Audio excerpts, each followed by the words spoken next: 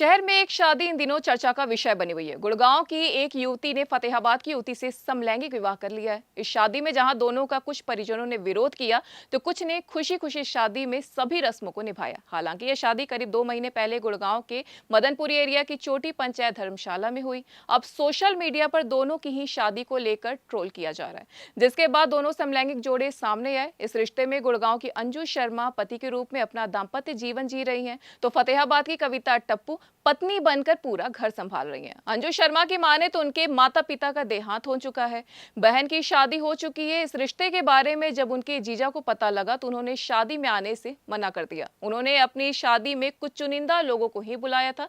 वही कविता के परिवार से जहां कविता के भाई और पिता शामिल हुए, तो कविता की मां ने उनसे किनारा कर लिया। अंजू शर्मा की माने तो वह एक टीवी कलाकार है। कोविड काल के दौरान कार्यक्रम की शूटिंग के दौरान उन्होंने कविता को मेकअप आर्टिस्ट के तौर पर बुलाया था। इस दौरान कई कलाकार भी शूटिंग के लिए आए हुए थे। यहाँ करीब 40 दिन तक कविता उनके साथ रही और इसी दौरान दोनों को एक दूसरे से प्यार हो गया। मैं टीवी सीरियल में काम करती हूँ, जैसे नागिन 6 में किया है, मैडम सर में किया है, परिणीति में किया, काफ़ी टीवी सीरियल में मैंने काम किया है और अभी कर भी रही हूँ साथ के साथ।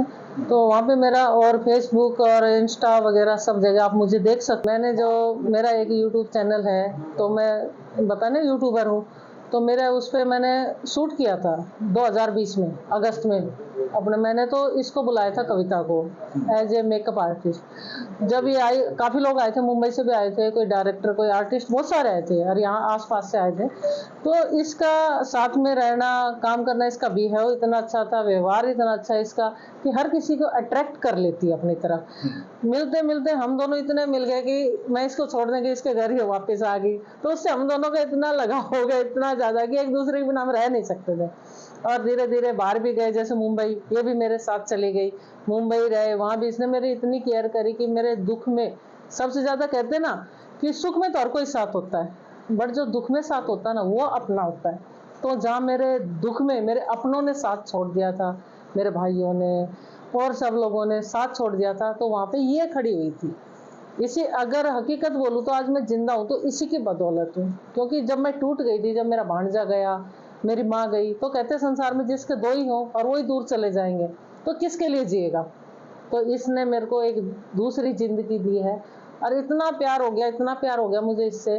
और ये मेरे से ज़्यादा मेरे को प्यार करती है, हकीकत तो ये है, बहुत ज़्यादा प्यार करती है, मेरे बिना रह नहीं सकती। अगर भगवान ना करे कोई मेरे को इतनी सी खरोंच पहुंचाएगा ना, तो ये उसको छोड़ेगी नहीं, हकीकत ये है। तो बहुत प्यार करती है। देखिए, रिलेशन में जो थे वो हमारे आए हैं, जो मेरे रिलेशन में मैंने बहुत ही कम लोगों को वैसे बुलाया है, पर उनका बाद में सभी का फोन आया कि हमें क्यों इनवाइट नहीं किया, हम तुम्हारे साथ थे।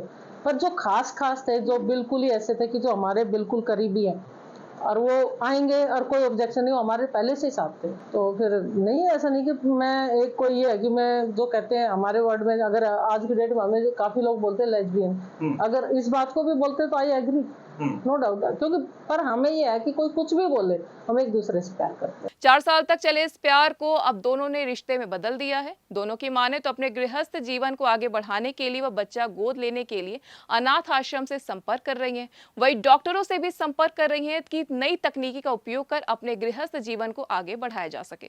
फिलहाल दोनों एक दूसरे के साथ खुशी खुशी नजर आ रहे हैं। N1 लाइव की खास खबर।